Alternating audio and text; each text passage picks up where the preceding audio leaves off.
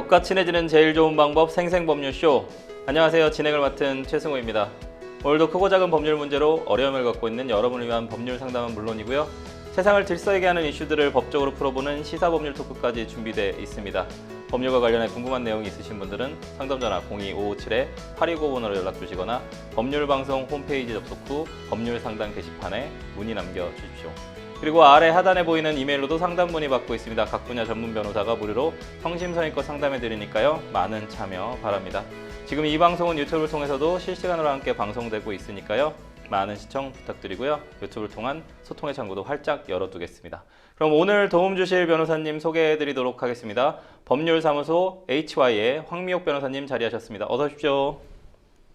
네, 안녕하세요. 황미옥 변호사입니다. 형사 전문 변호사, 가사 전문 변호사로 활동하고 있습니다. 오늘도 충실한 상담 드리도록 하겠습니다. 네, 변호사님 오랜만에 저랑 방송을 하게 되는데 오늘도 억울하고 답답한 분들에게 명쾌상쾌 통쾌한 상담, 유익한 상담 해주시길 기대해 보도록 하겠습니다. 그럼 오늘 접수된 상담 미리 살펴볼까요? 아버지의 근저당권을 말소할 수 있을까요? 과도한 경매 컨설팅료 환불받고 싶어요. 남편에 대한 재물 손괴죄 고소 취하 가능한가요? 가게 손님에게 묻지마 폭행을 당했어요. 까지 다양한 분야의 상담이 접수되었습니다. 잠시 후 변호사님과 함께 속 시원한 해결책 찾아보도록 하겠습니다. 시청자 여러분도 어떤 해결책이 제시가 될지 계속해서 함께 지켜봐 주시길 바라겠습니다. 생생법률쇼 첫 순서는 시청자 여러분이 법과 친해지길 바라면서 법적인 상식을 유익하게 설명해주는 시간, 새롭게 시행되는 법령을 한눈에 쏙 살펴보는 이달의 법령으로 함께 합니다. 오늘 살펴볼 법령은 형법 개정안입니다. 2023년 신림역, 서현역 흉기 난동 사건 많이들 기억하실 겁니다. 당시 흉기를 이용한 좀 묻지마 살인이 뒤따르면서 사회적으로 큰 이슈가 되기도 했는데요. 하지만 이 같은 행위를 직접 처벌하는 규정이 존재하지 않아서 대응에 어려움이 많았다고 합니다. 구체적으로 좀 어떤 법적 한계들이 있었는지 변호사님 좀 설명 좀 해주시죠. 예, 우선 특수협박 혐의 적용할 수 있는지 검토해 보겠습니다. 하지만 협박죄라는 것은 특정한 피해자에 대한 해악의 고지인 것이죠. 그러다 보니 피해자가 특정되지 않거나 구체적인 해악을 고지했다고 평가하기 어려운 경우라면 특수협박 혐의를 적용할 수 없었습니다. 네네. 또한 불법 소지죄, 즉 총포화약법상의 불법 소지 혐의를 적용하자고 하니 해당 법령에 의하면 칼날 길이 15cm 이상의 도검류를 이용했을 경우에만 처벌할 수 있는 부분이 있었고요. 또 그마저도 이미 당국의 소지 허가를 받은 경우라면 처벌이 사실상 불가능했습니다. 그렇다면 경범죄 처벌법상의 흉기, 은닉, 휴대 혐의는 적용할 수 없는가? 하지만 이 죄명에 의하면 흉기를 숨겼을 경우에만 적용되고 오히려 더 위험하게 흉기를 드러내면서 위협한 행위를 했다면 처벌이 어려운 흥결이 있었습니다. 또한 법정형조차도 잘 아시다시피 경범죄처벌법은 고작 벌금 10만 원 수준에 불과하기 때문에 솜방망이였죠. 하지만 그에 의해서라도 어떠한 체포라든지 그 흉기를 압수하고자 하더라도 영장을 발부받지 않고서는 어려웠다는 한계가 있었습니다. 상당히 위험성이 있는 범죄임에도 불구하고 법적인 미비로 인해서 혹은 그 관련된 부분에서 좀 처벌하기가 어렵거나 혹은 예방을 하는 더 큰 범죄로 가는 걸 예방하기 위한 좀 법적 한계가 좀 있었는데 이달부터는 좀 법적 공백으로 인한 어떤 묻지마 범죄 처벌 문제가 좀 해결된다고 좀 들었는데요. 이 정부가 대책을 마련한 것 같은데 어떤 내용으로 좀 개정이 됐는지 좀 짚어주시죠. 네. 대검찰청은 지난 2023년 8월 법무부에 공공장소 흉기 소지죄 그리고 공중협박죄를 형법에 신설해야 한다라고 건의했고 이를 받아들여 법무부도 개정 작업에 착수를 하게 되었습니다. 결국 공중협박죄라는 죄가 신설되어서 지난달 18일부터 시행 중이고요. 아울러 공공장소 흉기 소지죄도 신설되어서 4월 8일 공포되면서 시행에 이르렀습니다. 형법 제116조의 3으로 자리 잡게 되었습니다. 공공장소 흉기 소지죄인데요. 이 죄는 이렇게 구성 요건이 정해졌습니다. 정당한 이유 없이 도로, 공원 등 불특정 또는 다수의 사람들이 이용하거나 통행할 수 있는 공공장소에서 사람의 생명, 신체에 위해를 일으킬 수 있는 흉기를 소지하고 또 이를 드러내어서 공중에게 불안감 또는 공포심을 조성한 경우라면 처벌이 되는 것이고요. 아울러 법정형은 3년 이하의 징역 또는 1,000만 원 이하의 벌금형 수준으로 정해지게 되었습니다. 종전의 경범죄 처벌법과 달리 주거가 일정하더라도 현행범 체포와 같은 긴급 체포가 가능했고 또 흉기에 대한 긴급한 압수가 가능하도록 규정이 되었습니다. 경범죄 처벌법은 또 10만 원 처벌이 너무 수위가 낮았는데 현행범 체포하고 긴급 체포도 가능하고 그 다음에 압수도 가능하다. 긴급 압수 뭐 이런 의미일 것 같은데요. 공공장소 흉기 소지죄와 더불어서 지난달 18일에는 공중협박죄도 신설됐다고 좀 하셨는데 현재 시행 중인 공중협박죄에는 어떤 내용이 좀 담겼는지 구체적으로 좀 알려봐 주시죠. 네. 말씀드렸던 것처럼 일반 협박죄에 의하면 피해자가 특정되지 않았을 때 법적 흥결이 있었습니다. 이러한 부분을 해결하기 위하여 공중협박죄를 신설하였는데요. 불특정 또는 다수의 사람에 대해서 사람에게 생명 신체에 위해를 가할 것을 내용으로 하는 공연히 공중을 협박한 사람을 처벌하는 규정입니다. 처벌 형량은 5년 이하의 징역 또는 2천만 원 이하의 벌금에 처하도록 하고 있어 결코 가볍지 않은 범죄입니다. 만약 이러한 행위를 상습적으로 한 경우라면 7년 6개월 이하의 징역 또는 3천만 원 이하의 벌금으로 가중처벌될 수 있는 것이고요. 또한 공중협박죄 역시 처벌의 공백을 막기 위해 신설된 것이다 라고 보시면 됩니다. 말씀드렸던 것처럼 피해자 특정이 되지 않았을 경우에 법에 흥결이 있다라는 부분 때문이었죠. 과거에는 살인의 예비 음모 아니냐라는 의견도 있었습니다만은 실제로 살인의 의도라는 것은 있어야 되고 아무리 예비 음모라 하더라도 어떤 계획이 보여야 하는데 그러한 정도에 이르지 않았다라고 하면은 예비 음모로 평가할 수 없는 처벌의 흥결이 있었습니다. 이러한 부분 때문에 공중협박죄의 도입으로 불특정 다수를 대상으로 하거나 단순 살인 예고를 한 경우라 하더라도 처벌이 가능하게 되었습니다. 살인으로 나아가지 않는 상황에서 살인 예고 문자를 한다든지 살인 예고 폭발물을 터쳐버리겠다 이런 부분들도 있고 실제로 흉기만 들고 다녀도 위해감을 좀 느끼는 경우들이 있는데 그 부분의 어떤 처벌의 흥결을 조금은 이렇게 예방하게 된 것 같습니다. 공공장소 흉기 소지죄와 공중협박죄가 새롭게 좀 시행됨에 따라서 앞으로 좀 어떤 법적 효과를 좀 기대해 볼 수 있을까요, 변호사님? 네, 먼저 공공장소 흉기 소지죄의 시행 첫날 서울 청계천 산책로에서 행인을 향해 흉기를 꺼내들었던 50대 중국인이 검거되었습니다. 그리고 지난 10일 전북 군산의 행정복지센터에 흉기를 소지하고 방문한 자가 구속되기도 했고요. 또 제주로 가보겠습니다. 제주에서는 시민 200여 명이 참석한 행사에서 길이 20cm가 넘는 흉기를 들고 다닌 40대가 현행범으로 체포될 수 있었습니다. 다 이런 법령이 있었기 때문이죠. 아울러 지난 15일에는 부산 길거리에서 이유 없이 흉기를 들고 배회하던 40대가 구속되는 등 검거되는 등 흉기 소지죄를 위반한 혐의로 다수의 위반자가 검거될 수 있었던 성과라고 할까요? 이러한 사례가 있었습니다. 이처럼 이 죄가 있었기 때문에 공중의 안전이 훨씬 강화될 수 있었는데요.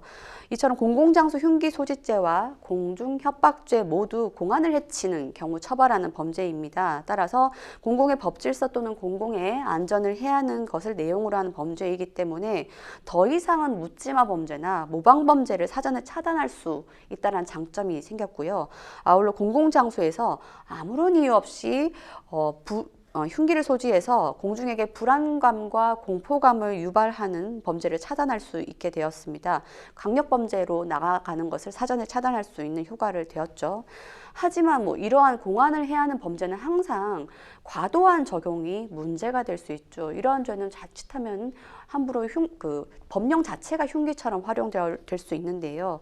이런 것처럼 입법 목적을 벗어나서 지나치게 광범위한 적용 해석이 이루어지지 않도록 법 적용을 다소 엄격하게 해야 되는 부분 항상 경계해야 할 것입니다. 네, 법령을 좀 적용함에 있어서 어쨌든 또 수사기관들의 재량권이 있다 보니까 과도하게 뭔가 수사, 체포, 구속 이런 부분들이 남용될 수 있다는 부분까지 말씀해 주셨는데 확실히 묻지마 범죄에 대한 시민들의 불안감, 국민들의 불안감들이 상당히 있었고 실제로는 이제 살인의 결과가 발생하고 나서는 왜 국가와 사회는 지켜주지 못했는가 이런 의문들이 많았기 때문에 이 법령의 개정으로 인해서 실제로 범죄 예방 효과는 확실히 좀 있을 것 같거든요. 그 부분에 대해서 좀 개선이 될 수 있고 사전에 범죄를 좀 차단할 수 있어서 조금 더 개선이 되는 효과들이 좀 있었으면 좋겠습니다. 변호사님께서는 이러한 좀 묻지마 범죄 피해를 예방하기 위해서 법적 제도적으로 앞으로 향후에 어떤 보완이 조금 더 필요하다고 좀 보시나요? 예, 형법에 어떠한 법문이 들어갔다 해서 그것이 저절로 예. 확산되거나 적용되는 것은 아니겠죠. 각계각층의 어떤 노력이 있어야 될 텐데요. 수사기관으로 가보겠습니다. 형법의 제일 첫 번째 적용 기관이라고 봐야 할 텐데요.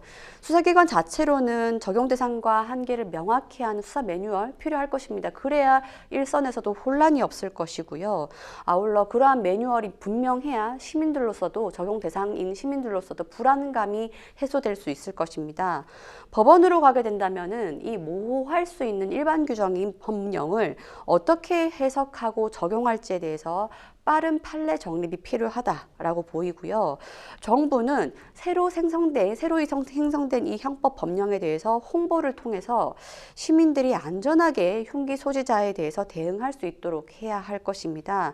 우선 공공장소에서 위험해 보이는 흉기 소지자를 발견하면 우선 안전한 곳으로 시민들이 대피할 수 있도록 신고하도록 해야 할 것이고요. 또한 행동 요령을 마련하고 전파할 필요가 있습니다.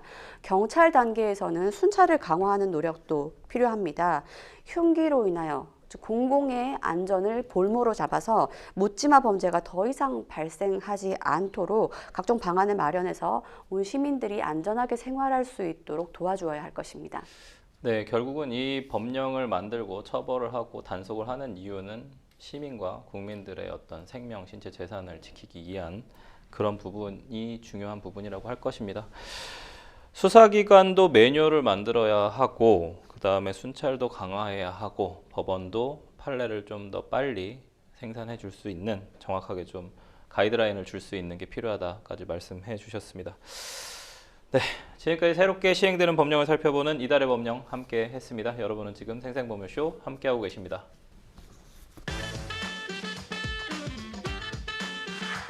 어렵고 복잡한 법률 문제로 고민하고 계신가요? 그렇다면 생생법률쇼가 도와드리겠습니다. 생생법률쇼에선 민사, 형사, 가사 등 각 분야 전문 변호사들이 매년 800여 건의 법률 문제를 속 시원하게 해결해드리고 있는데요. 그럼 무료로 법률 상담을 받을 수 있는 3가지 방법 지금부터 소개합니다. 첫째, 02-557-8295번으로 전화해 법률 상담 신청을 한다. 둘째, 법률방송 홈페이지에 접속해 법률 상담 게시판에 사연을 올린다. 셋째, 지금 화면에 나오고 있는 이메일 주소로 사연과 연락처를 보낸다.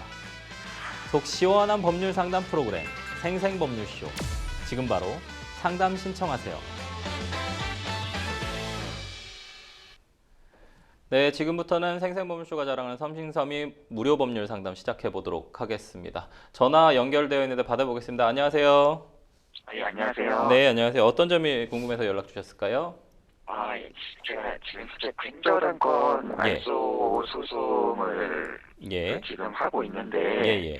혹시 이런 경우 그 소멸시효가 중단되는지 아니면 지속적으로 되고 있는 건지 네. 그걸 좀 여쭤보려고 좀 전화 좀 주셨거든요. 아, 소멸시효 관련된 부분이 궁금해서 전화 주셨군요. 예, 맞습니다. 네, 예. 사연 잘 들었습니다. 옆에 황미옥 변호사님 나와 계신데요. 인사 나누시고 상담 받아보도록 하겠습니다. 네, 안녕하세요. 예, 안녕하세요. 예, 그 상담자분께서 소멸시효 부분 궁금하시다고 하셨는데 구체적인 사례 좀 말씀을 주실까요? 예. 그 저희 아버지 그 명의로 된 집이 하나 있는데 한 20년 정도 전에 예, 저희 아버지의 동생 그 고모가 그 장사를 하셔가지고 그리고 그때 이제 저희 아버지 집을 담보로 이제 돈을 빌리셨거든요. 예. 채권자한테요. 예, 근데 그게 벌써 20년 전 일인데 저희 아버지가 이제 계속 이제 고모한테 너 빨리 채권자한테 돈 갖고 근저당권 말소를 해라 라고 했는데 고모가 그때 이제 다 갚았다고는 얘기를 했어요. 예. 그렇게 얘기를 한 상태였는데 이제 고모가 한 4년 정도 전에 이제 돌아가신 상태거든요. 예. 근데 이제 그 채권자를 저희가 찾아야 되니까 어떻게 하다 보니까 이제 저희가 이제 그 소송을 하게 되면 찾을 수 있다 그래가지고 이제 소송을 이제 지금 제기를 했거든요. 예. 그래가지고 이제 한 2달 정도 전에 이제 일단 그 채권자 분을 찾았고 그분한테 연락이 온 상태거든요. 예. 그러면 그 이제 전화가 와가지고 이제 물어봤죠. 그 돈이나 이런 건 어떻게 된 거냐 물어보니까 이제 뭐 돈이 있을 때마다 갚긴 갚았다 그러더라고요. 뭐 500만 원, 뭐 700만 원, 뭐 이런 식으로 돈은 갚았다고는 하는데 네. 다 완제는 되지 않았다고 지금 그렇게 이야기를 하는 상황이거든요. 예. 그래서 지금 이런 경우에 저희가 일단은 그 10년 그 민사에서는 10년이 지나면 그 자기 권리를 행사하지 않으면은 소멸시효가 완성돼서 근저당권을 말소할 수 있다고 해서 그 근거로 소송을 제기를 했는데 그 채권자가 20년 동안 저희한테 연락 한 번 없고 뭐 내용 증명, 가압류 뭐 가처분 이런 거 한 게 하나도 없는데 저희 고모께서 이제 중간중간 그 돈을 이제 갚았다는 걸로 이제 소멸시효가 중단이 가능한 거지. 그래서 이거는 더 이상 소를 제기해봤자 이제 패소로 끝나는 건지 그런 것 좀 여쭤보려고 좀 전화를 좀 드렸습니다. 예. 소멸시효 관련된 문제 맞고요. 그러면 좀 더 구체적인 내용 좀 확인하겠습니다. 그 사안 설명 주실 때 20년 전이라고 설명을 주셨는데 예. 정확히 몇 년 전인가요? 여기 지금 이 나오는 거 있잖아요. 예. 부동산 거기 나오는 거는 한 1년 정도 된 것 같아요. 아, 등기부등본 사항으로 나오는 건 설정 시기가 지금으로부터 21년 전이라고 나온다는 맞아요. 말씀이신 등기부등본이 거죠? 나온 거예요. 예. 그러면 마침 등기부등본 말씀 주셨으니까 등기부등본상의 근저당권 설정 등기에 의하면 채무자가 누구로 표시가 되어 있습니까? 아버님인가요? 고모님이신가요? 아버지로 돼 있어요. 채무자가 아버지로 돼 있어요. 아, 채무자가 아버님으로 되어 있으세요? 예. 그래요. 그리고 이러한 상황에서 아버님께서는 지금까지 아무런 채무에 대한 독촉을 받으신 적이 없으신 건가요? 한 번도 없어요. 예. 그분도 이제 얼마 전에 이제 연락 오셔가지고 자기는 이제 우리 고모랑 이제 아는 지인이라고만 얘기하시고 저희한테 연락하거나 이런 적은 한 번도 없다고 그렇게 얘기는 하시긴 하셨어요. 서로. 그래요. 그 소멸시효 부분 이제 얘기 바로 들어가 보면은 이 소멸시효가 완성되었냐라는 거는 곳곳에 여러 가지 요건을 다 충족시켜야 되는데 거꾸로 이야기하면 하나라도 충족이 되지 않으면 소멸시효가 안 될 수 있는 부분이니까 요건을 다 검토를 했는데 첫 번째가 뭐냐면 채무자가 누구인가에 따라서 굉장히 달라질 부분인 것 같아요. 물론 등기부등본상으로는 아버님이 채무자라고 명시가 되어 있지만 채권자로부터 오랜 기간 동안 한 번도 채권 추심의 요청을 받은 적이 없다는 점, 그리고 오히려 채무자라고 명시되지 않았던 여동생, 즉 고모분이 수시로 채무를 갚아왔던 점 봤을 때 채무자가 여동생이라고 해석될 가능성이 높다라고 보입니다. 예, 그런 점. 그러면 이제 여기에서 잠시 말씀 주신 소멸시효 기간을 10년으로 먼저 상정을 하시고 말씀 주셨는데 처음에 상담자분께서 사연을 요약하여서 말씀 주실 때 고모가 그러니까 아버님의 여동생이 장사를 하시기 때문에 라고 말씀을 주셨단 말이에요. 그 말즉슨 고모님께서는 장사하시던 분이기 때문에 장사와 더불어서 막 돈을 빌리신 것 같아요. 그래서 맞아요. 상법상으로는 일방적 상행위, 즉 한 사람이라도 어떤 상행위를 목적으로 한 금전대차라고 하면 소멸시효를 10년이 아니라 또 5년으로 보는 부분도 있습니다. 예, 이런 점 또 체크하셔야 되고, 그렇다면은 처음 채권이 발생한 시기가 21년 전이다. 그 후로 5년이 완성되면은 시효가 이미 완성되었다고 볼 가능성이 굉장히 높기 때문에 그런 부분도 체크하셔야 되고요. 여기에서 하나 또 더 보는 것은 고모님이 어찌됐든 5년이든 10년이든 고모님이 수시로 500, 700, 500, 700 이렇게 갚으셨던 부분이 있어서 이거 어떻게 해석해야 될 것인가를 보아야 되는데 이건 역시 고모님이 채무자로서 고모님이 갚았다라고 하면 고모님 본인의 채무로는 시효 중단 혹은 시효 이익의 포기를 볼 수 있어요. 하지만 아버님에 대한 부분에 대해서는 이것은 별도로 봐야 되거든요. 이 판례에서 뭐라고 이야기를 하냐면은 시효가 완성됨으로써 이익을 볼 사람이 직접 채권자한테 어떤 돈을 갚는 행위를 해야 저 아직도 이 채무를 잊지 않고 있어요 라고 시효 이익을 포기하는 겁니다. 아니면 시효는 중단된 것이에요. 이렇게 법률적으로 평가하는 건데 아버님은 상담자분의 아버님은 전혀 모르는 상황에서 고모님이 알아서 갚고 있었다 하면 이것을 두고 아버님의 시효 중단, 아버님의 시효 이익 포기라고 보기엔 좀 어려운 부분이 있어요. 의사표시 해석을 본단 말이에요. 예. 지금 제가 포인트 잡아드렸던 부분이 다 다른 적용이 발생하는 거거든요. 시효 기간이 몇 년이냐, 채무자를 누구로 볼 것이냐, 고모가 혼자 몰래 갚았냐, 아버님이 알고 있는데 갚았냐, 다 다르다고 봐야 되기 때문에 이 부분에 대해서는 일단 시효 완성을 분명히 주장하시는 게 맞고, 이 부분에 대해서 아버님이 모르는 사이에 이미 시효 완성됐으므로 피담보 채무는 소멸되었다. 따라서 피담보 채무의 부종성으로 인하여 근저당 설정 등기는 말소되어야 한다라는 주장 원인 좀 더 분명히 하셨으면 좋겠고, 예민한 법리인 만큼 좀 하나하나 그 요건을 갖추어서 주장을 하셔야 될 것 같아요. 특히 아버님은 아무것도 모르신 상황에서 21년을 보내신 걸로 보이거든요. 채권자도 독촉이 없었고, 예. 그래서 청구 원인을 좀 더 보강하셔서 계속 주장을 해보셔도 괜찮겠다는 생각이 듭니다. 궁금하신 점 있으신가요? 예. 그러면은 일단은 지금 당장 이제 이분이 연락이 돼서 만나자고 그러더라고요. 자기는 이제 답변서를 제출을 해야 된다고 그래서 그 전에 만나야 된다고 그러더라고요. 저희를. 그래서 이제 조만간 만날 거는 같은데 그때 이게 사실 그분 말씀하시기는 돈을 얼마 갚았는지 서로 맞춰보자 이런 식으로 지금 얘기를 한 상태거든요. 예. 근데 이제 그 고모의 뭐 저희가 뭐 내역을 알 수 있는 것도 아니기 때문에 이거를 만나서 무슨 얘기를 어떻게 해야 될지 참 되게 곤혹스러우실 것 같긴 한데 예.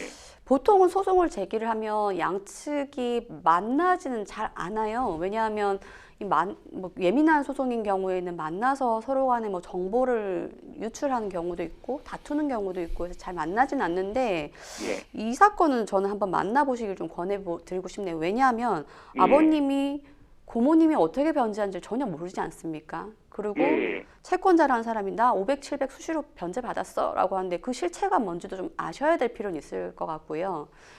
들어봤더니 그 실체를 알 수 없는 현금 영수의 사실만 이야기한다라고 하면은 실제 하지 않구나라고 어느 정도 좀 감지하시면 될 것 같고, 만난 자리 채권자가 계좌이체 내역을 다 들고 왔다. 그럼 어느 정도 좀 인정을 하셔야 될 것 같고, 근데 또 고모님과 채권자 사이에 금전 이체 내역이 있다 해서 그것이 또 다 변제는 아닐 수 있죠. 다른 금전 거래가 있을 수 있으니까.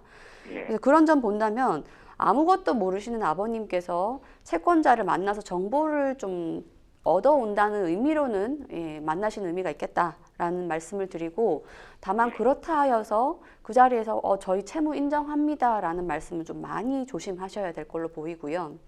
그래서 그런 부분은 의미가 있는데 일단은 종국적인 판결로서 진행을 하셔야 될 것 같아요. 아마 채권자분이 적정한 금액을 변제하시면 근저당권 말소에 자발적으로 협조하겠다라고 하실 것 같은데 뭐 그런 부분이야 답변서로 말씀하시면 충분히 될 부분으로 보이고요. 일단 고모님이 어떻게 갚아왔는지 그런 거 확인하는 정도. 그리고 뭐 혹시 가능하다면 고모님의 휘하여 어떤 뭐 그러니까 상담자분 입장에서는 고종사촌이시겠네요. 고종사촌들과 어떤 뭐 연락이 되신다고 하면 그 고종사촌들이 움직이면 고모님의 계좌 내역 정도는 확보할 수 있으니 그런 부분도 고종사촌 통해서 고모님 몇 년도부터 몇 년도까지 무슨 국민은행 계좌 뭐 어떤 은행 계좌 확인되는 거냐 그런 식으로 예금거래 내역서도 좀 확보하실 필요는 있을 것 같고요. 실제로 채권자는 이미 시효 이익은 포기됐다. 아니면 시효는 언제 중단됐다라고 마음대로 주장을 하실 터인데 그 주장의 당부를 미리 자료를 좀 확보해 두실 필요는 있다고 보입니다. 알겠습니다. 네, 상담자님 궁금하신 점이 좀 해결이 되셨을까요?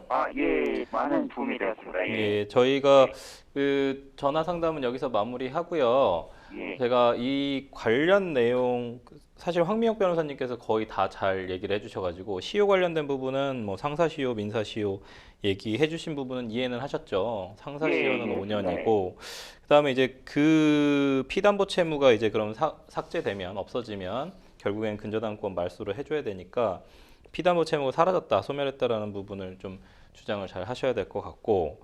예. 그 다음에 상속 문제가 좀 있을 것 같거든요. 그 음. 사촌 방금 얘기해 주셨는데 상속을 혹시 받았을까요? 사촌들이? 좋은 부분 지적 주신 것 그쵸. 같습니다. 그러니까 예. 고모님이 남긴 채무라고 하면 그 사촌들, 고종 사촌들이 그 채무를 어떻게 받아들였는지도 좀 봐야 될 부분인데 한편으로는 고모님의 채무와 상담자분의 아버님의 채무의 관계를 또 어떻게 설정할지가 좀 그래서 문제인 사실은 것 저도 같습니다. 그걸 여쭤보려고 했는데 기왕 뭐 아. 말 나왔으니까 연대 보증이었는지 일반 보증이었는지 그 혹시 뭐 보증 계약, 이 예. 집을 담보로 제공하는 담보 계약이 분명히 있을 텐데 뭘 했는지 혹시 계약서가 남아 있는 게 있을까요? 예, 말씀 주실까요? 예, 저희 집, 아버지 집을 담보로 해가지고, 채무자가 아버지로 되어 있고, 그 유가족이죠. 저한테는 사촌 동생들인데, 예. 그것 때문에 한번 만나긴 했어요. 만나서, 요 돈을 어떻게 되냐라고 하는데, 그 이후로부터는 연락이 안 돼요. 그 협조가 이후에- 안 되는 건가요? 예?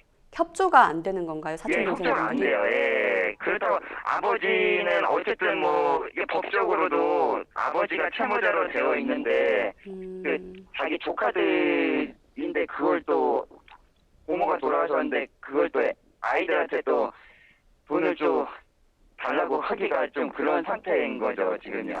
그래요. 그 일단 굉장히 예. 조심스럽긴 한데 예.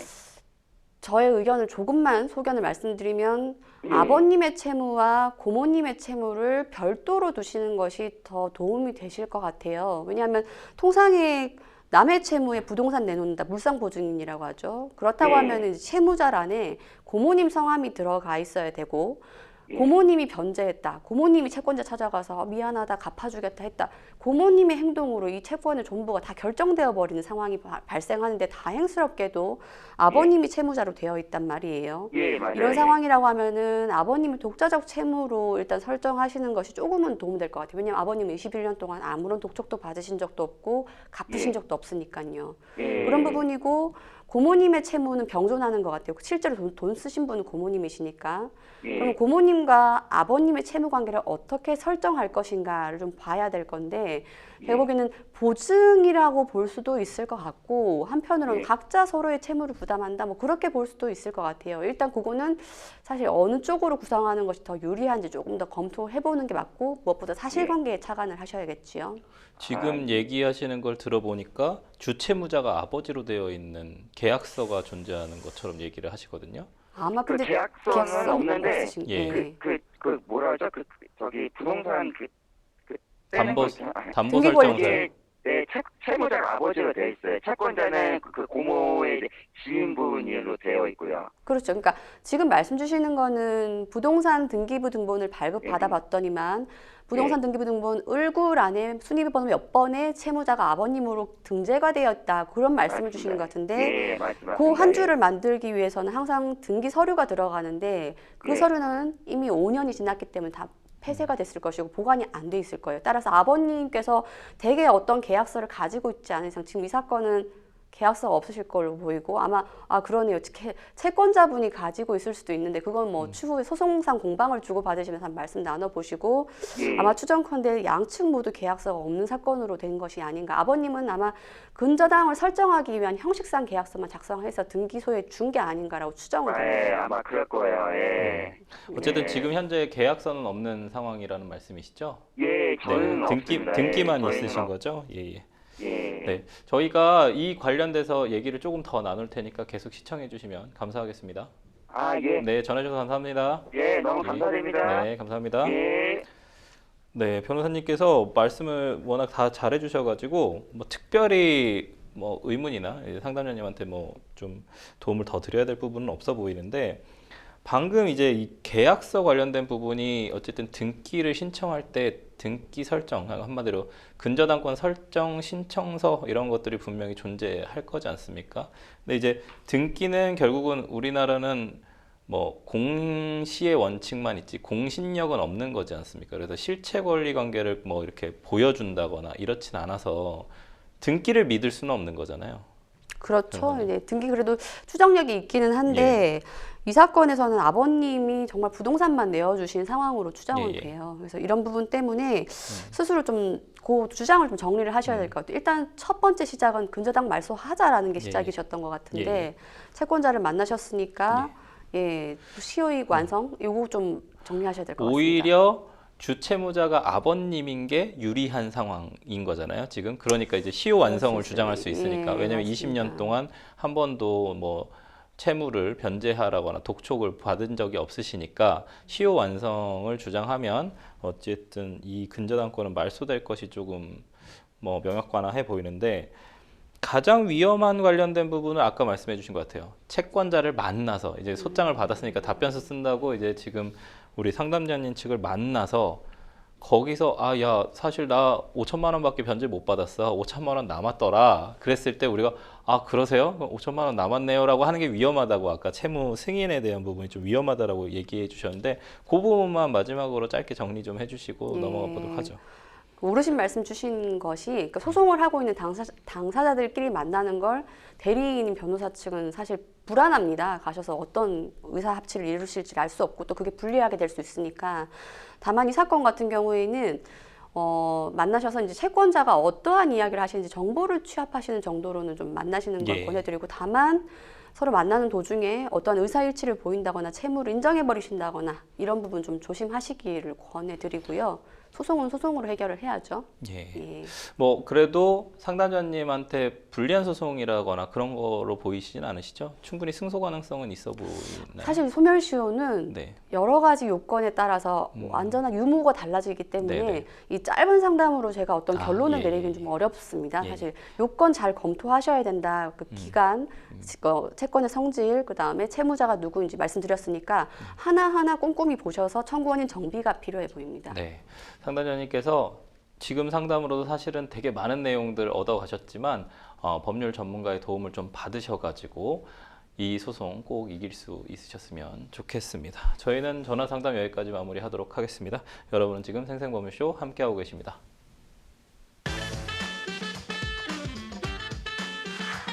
어렵고 복잡한 법률 문제로 고민하고 계신가요? 그렇다면 생생법률쇼가 도와드리겠습니다. 생생법률쇼에선 민사, 형사, 가사 등 각 분야 전문 변호사들이 매년 800여 건의 법률 문제를 속 시원하게 해결해 드리고 있는데요. 그럼 무료로 법률 상담을 받을 수 있는 3가지 방법 지금부터 소개합니다. 첫째, 02-557-8295번으로 전화해 법률 상담 신청을 한다. 둘째, 법률방송 홈페이지에 접속해 법률 상담 게시판에 사연을 올린다. 셋째, 지금 화면에 나오고 있는 이메일 주소로 사연과 연락처를 보낸다.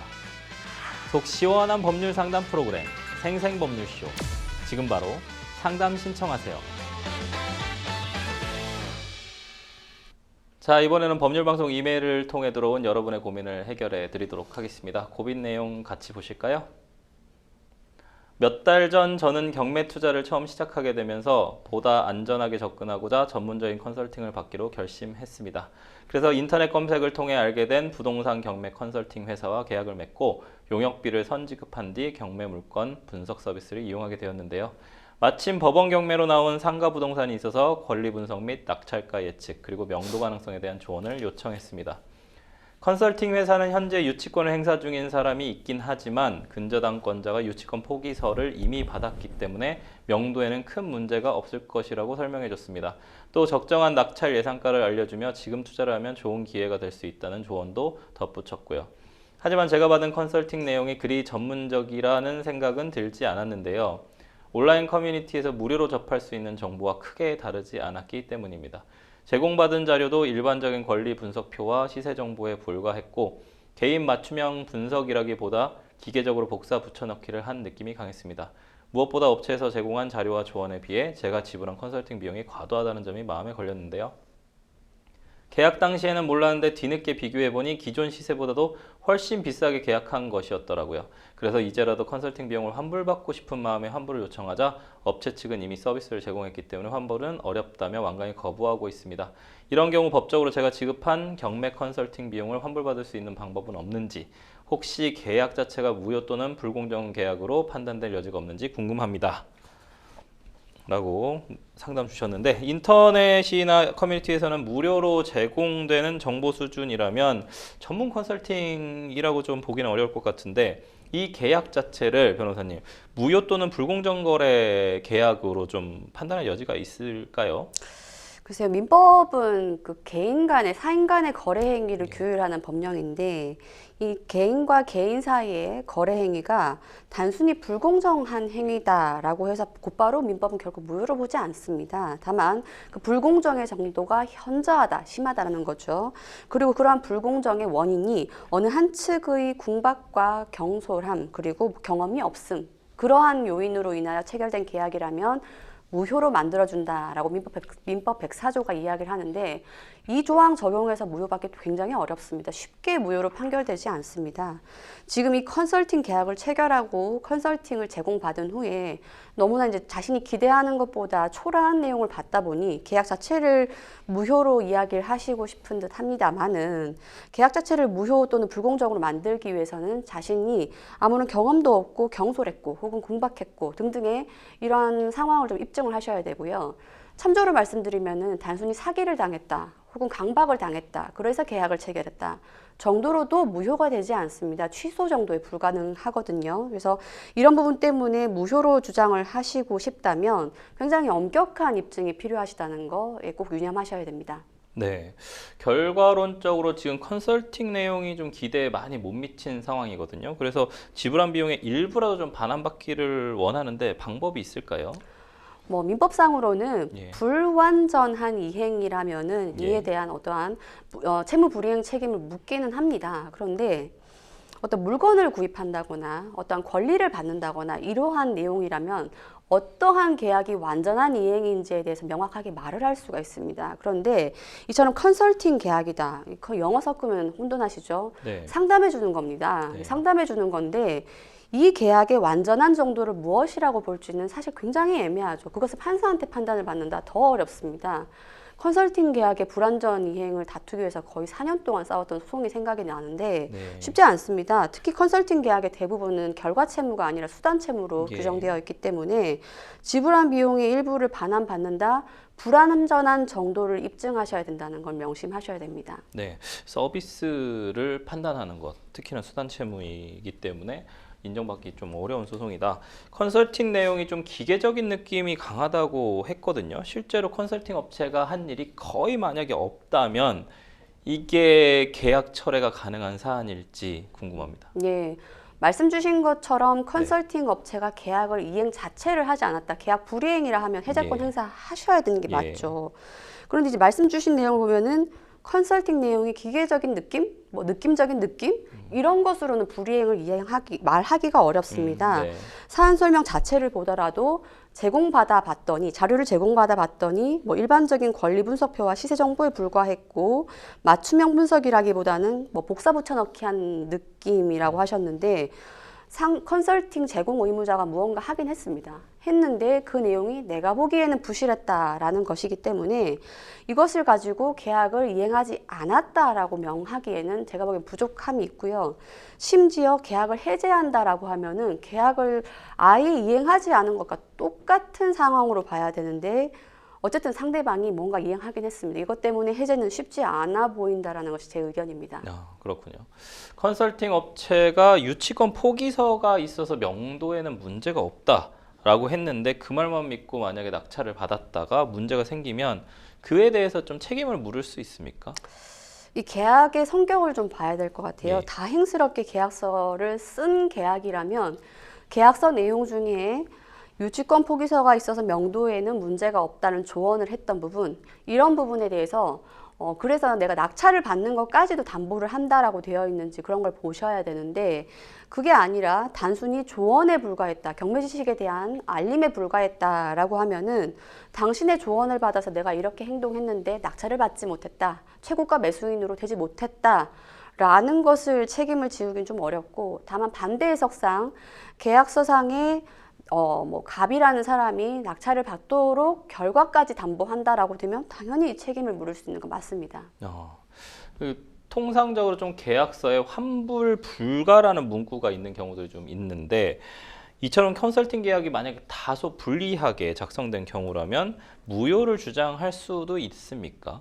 예, 만약에 그 계약 내용이 예.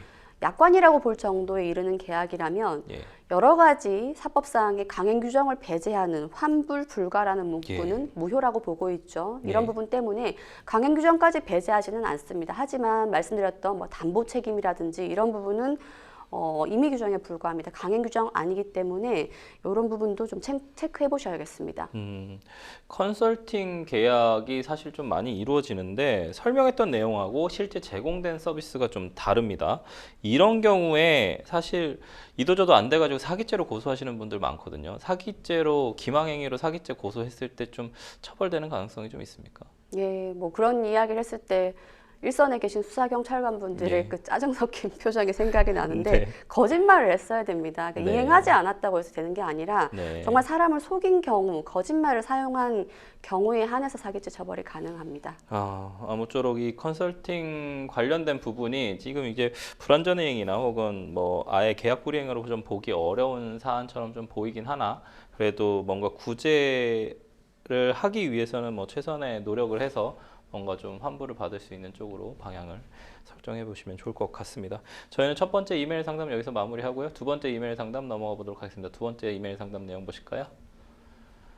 남편과 결혼한 지 2년 됐습니다. 결혼 전 남편에게 나는 일이 우선이고 살림은 관심이 없는 사람이라고 말했습니다. 남편 역시 마찬가지라고 해서 결혼하게 됐는데요.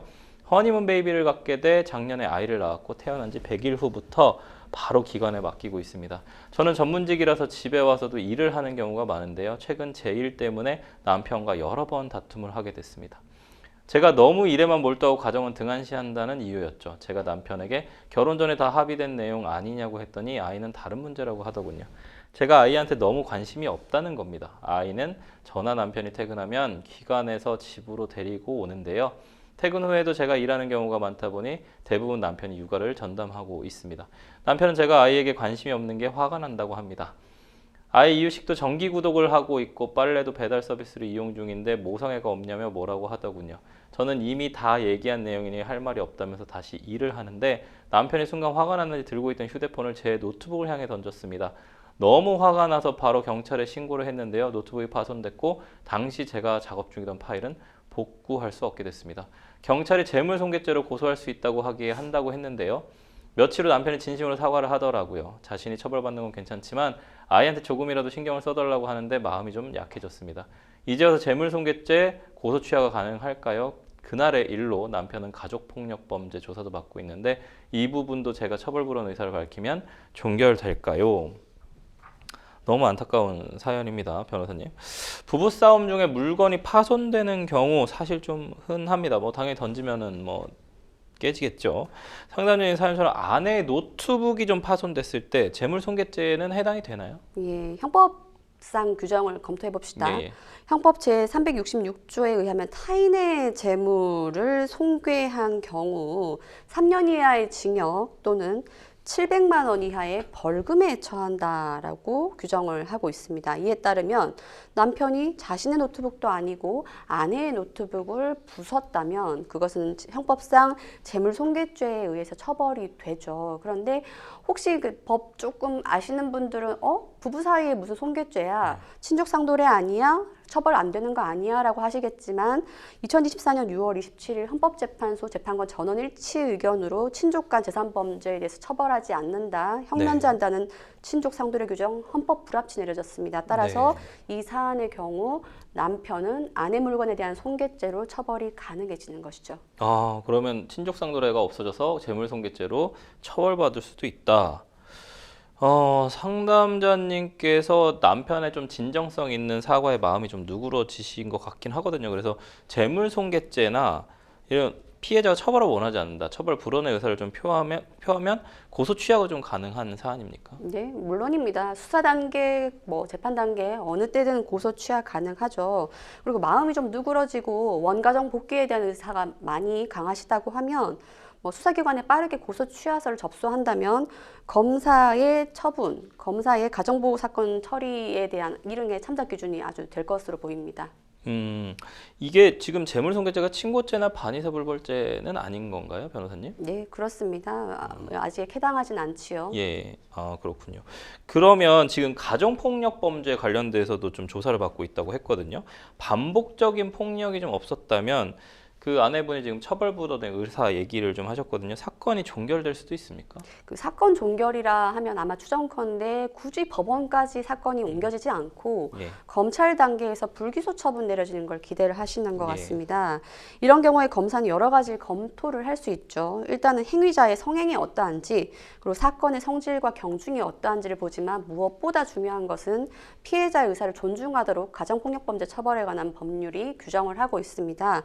만약에 검찰 단계에서 종결하고 싶다면 평소 남편의 폭력의 성향이 그리 강하지 않은 점, 그리고 피해자인 아내가 처벌을 원치 않은 점 적극 피력하고요. 그럼에도 불구하고 폭력의 정도가 좀 심하다라고 하면 가정법원으로, 가정보호 사건으로 처리될 수 있음은 기억하셔야 됩니다. 예, 너무 화가 나서 사실 아내분이 남편분을 고소하시고 가정폭력 범죄까지 좀 연루가 됐는데, 아무쪼록 방금 황 변호사님 말씀해주신 방법대로 좀 해결을 하셔서 원만하게 좀 해결되셨으면 좋겠습니다. 저희는 두 번째 이메일 상담 마무리하고 세 번째 이메일 상담 내용 보도록 하겠습니다. 세 번째 이메일 상담 내용 보실까요? 남편과 야식 전문 배달 음식 업체를 운영하고 있습니다. 며칠 전 밤 11시 넘어서 포장 주문한 손님 음식을 준비 중이었는데요. 당시 남편은 배달 때문에 잠깐 가게를 비워서 저 혼자 있었습니다. 근데 포장 주문을 한 손님이 술에 잔뜩 취한 채로 가게로 들어오더라고요. 제가 조금 있으면 포장이 마무리되니까 조금만 앉아서 기다려달라고 했는데요. 계속 욕설을 하더라고요. 정치인들 이름을 언급하면서 계속 욕설을 하더니 갑자기 저를 때리기 시작했습니다. 머리와 어깨 등을 7, 8회 정도 맞은 것 같아요. 이러지 마시라고 울면서 소리쳤더니 그제야 멈췄습니다.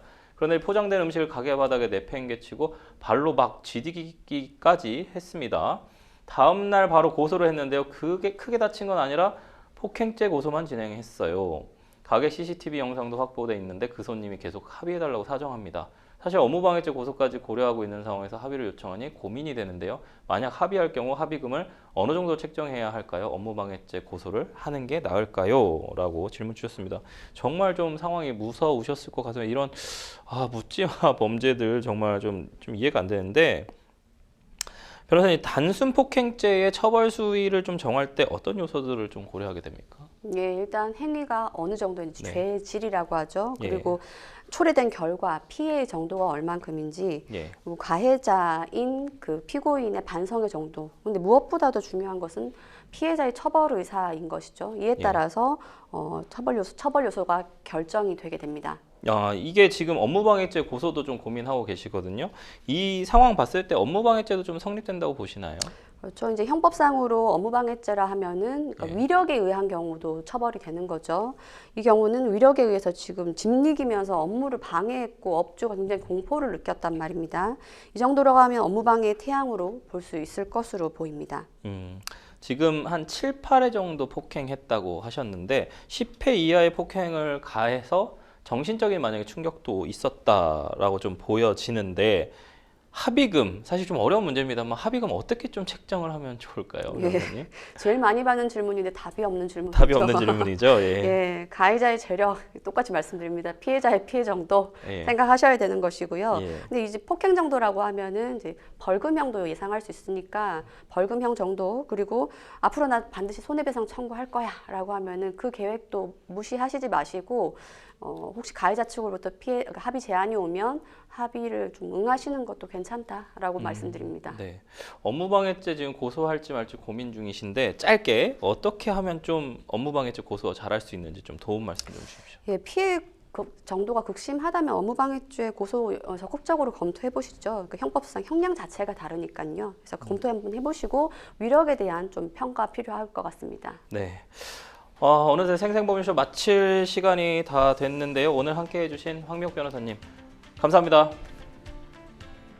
법률 상담 참여 방법 다시 한번 알려드리도록 하겠습니다. 상담 전화 0257-8299번으로 연락 주시면 저희가 성심성의껏 무료로 법률 상담 해드리니까요.